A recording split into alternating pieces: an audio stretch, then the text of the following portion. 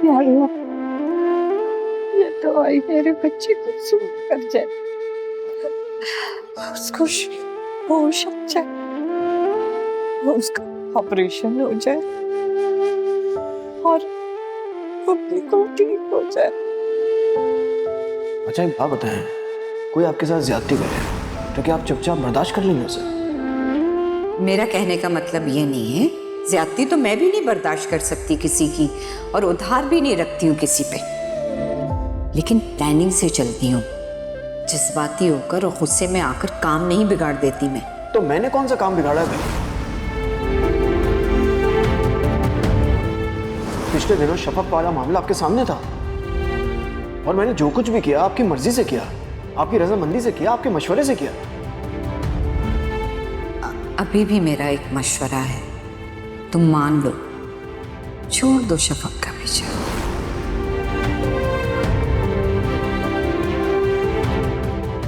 छोड़ दूंगा,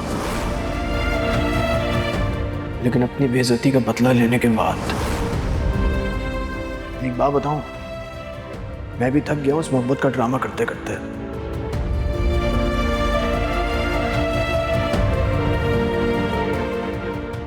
मैं माजी को दोहरा रहा था।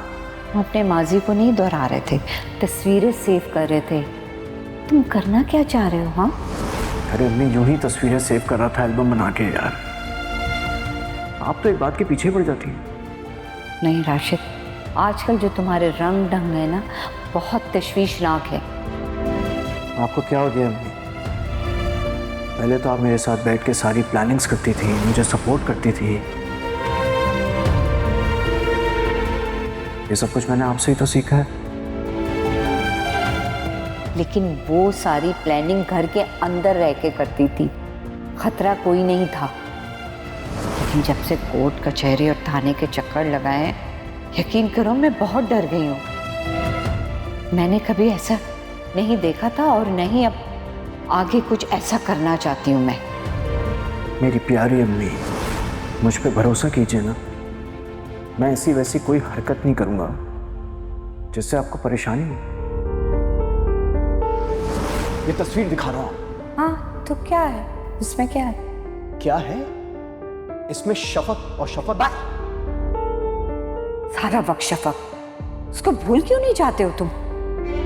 आप मुझे मेरी बात मुकम्मल करने देंगी कि नहीं?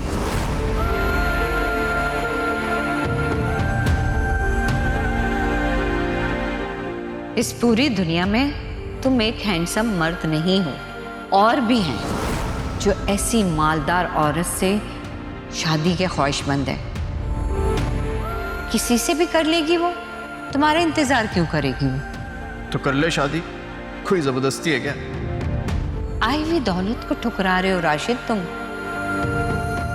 करोड़ों की जायदाद है उसकी, 8-10 दुकानें हैं, किलो के हिसाब से तो सोना है उसके पास।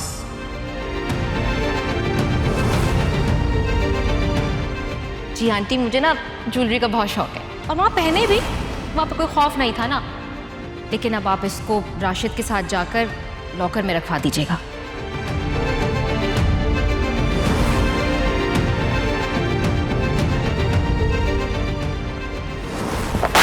दो कौड़ी के जेवर के लिए लॉकर के पैसे भरे आपने? मुझे क्या पता था वो इतना झूठ बोलेगी। उसने ही मुझे कहा था कि ये सारे जेवर जो है ना मेरी माँ के हैं, खालिस सोना है ये। शफक के अलावा जिस जिस लड़की के साथ तुमने और राशिद ने ज्यादती की थी, सब ने अपना बदला खुद ले लिया था।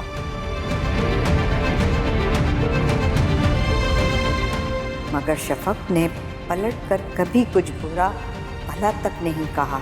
बदला लेना तो दूर की बात है।